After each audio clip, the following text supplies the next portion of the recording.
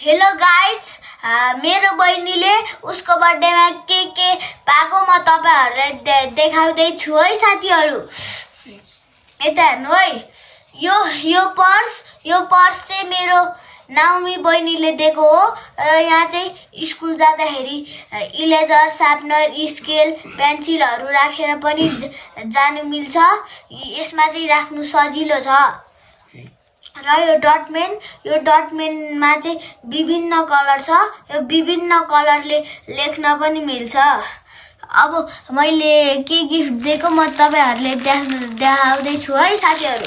र यो इरेजरले चाहिँ मेट्नु मिल्छ र यो पेन्सिल र यो ऐना यसमा चाहिँ लेख्नु पनि मिल्छ र ऐनाले हेर्नु पनि मिल्छ। र यो इरेजर र शार्पनर चाहिँ मेरो वेदन दादाले दिनु भएको। अनि यो चिम्टी चाहिँ मेरो इमानुएल दादाले दिनु भएको।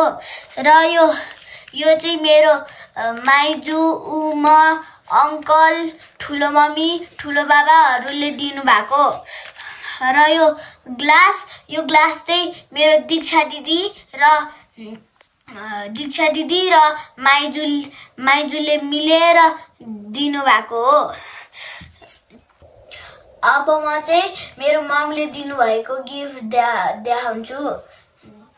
यी साथीहरु हेर्नु है, मेरो ममले दिनु भएको गिफ्ट। यो चाहिँ चन्द्रमा फूल हो र यो चाहिँ कपालमा लाउनु मिल्छ। र यो चाहिँ सुनको हो, तर यो नक्कली सुनको हो। किन नक्कली सुनको किन्ने भन्दा पैसा बचत गर्नुलाई। कसरी पैसा बचत गर्ने म तपाईहरुले अब देखाउँछु है साथीहरु। यी साथीहरु अब तपाईहरुले पनि देखाउँछु है। अब अर्कोपट्टि देखाउँछु।